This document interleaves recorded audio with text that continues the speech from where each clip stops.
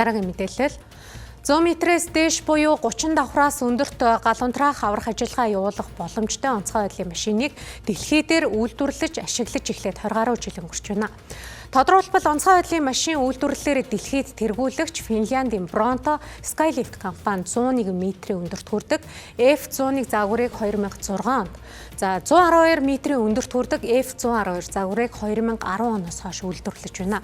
Харин Монгол Улсын онцгой байдлын албыг удирдах байсан эрхмүүдийн хувьд дэлхий дээр тийм машин байхгүй гэдэг тайлбарыг өглөө. Уучлаарай. Бид нэг зүйл хэлье. Онцгой байдлын албаны техник тоног төхөөрөмж хүн нэг бүрийн багж хэрэгсэл биш та хангалттай болцсон. Энийг улсын төсвөөс дээр нь одоо олон улсын байгуул санхүүжилтээр шийдсэн. Бидэнд 20 жилийн ийм юуч байгаагүй хов хоосон байсан. Юу ярьж байгаа. Нэг хоёр дахь шатны асуудал ярьж байлаа 21 дахь. Тийм шат байхгүй дэлхийд.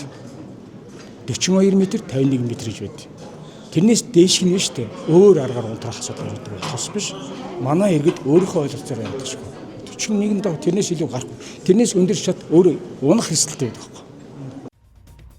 Хошууч генерал Бадралыг онцгой байдлын ерхий газрын даргаар ажиллаж байх үед л дэлхий дээр 100 метрээс дээш өндөртэй аврах ажиллагаа явуулах машиныг үйлдвэрлээд эхэлчихсэн байж. Харин Бадрал даргын хувьд энэ хугацаанд авилга албан тушаалын гэмт хэрэгт нэр холбогдож байснаас гадна түүний эхлүүлсэн гих онцгой байдлын ажилчдын орон сууц нь өнөөдөр ч ашиглалтанд ороогүй цацсан байдалтай байна.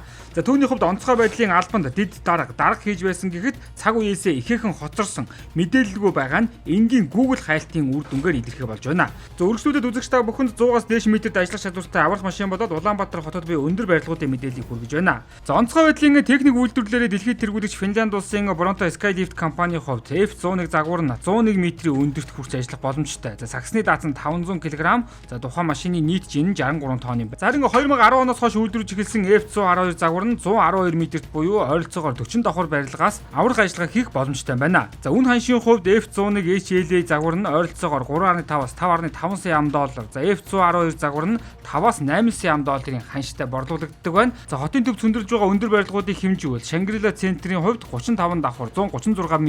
За Соёмб тааврын хувьд 28 давхар 120 м. Eco International Tower барилгын хувьд 26 давхар 118 м. За Алтан жолоо таавар 26 давхар 115 м. За Туусан зочд буудлын барилга 25 давхар 109 м. Гэх мэтчлэнгээр өндөр барилгуудтай улам бүр нэмэгдсээр байна. За түүнчлэн ирээдүйд Улаанбаатар хотод 55 давхар 243 м өндөртэй Eco Tower цамхыг барих ажил хийж байгаа байлээ. Үүний зэрэгцээ 68 давхар буюу 301 м өндөртэй Монгол Tower гэх барилгын төлөвлөлтүүд танилцуулагдчихад байгаа байлээ. За дэлхийн том хотуудад 100 метрээс дээш өндөр ажиллах боломжтой аврах машиныг өдөр тутмын үйл ажиллагаанд гэхээсээ илүүтэй онцгой тохиолдолд нөөцөндөө хадгалдаг байна. За яг цэнгэлдэх хотгонд гал гарч аав охин хоёр цонхноосоо дүүжлэгдсэн шиг өндөр давхруудад иргэд төгжигдэх гарах гарцгүй болсон нөхцлүүдэд ашигладаг байна. Зэмээс ч Монгол улсын хувьд 20 давхраас дээш өндөртэй хотгон хороолууд улам бүр олширч байгаа энэ нөхцөлд нөөцөндөө нэг машиныг байлгах хэрэгцээ шаардлага харагдсаар байна.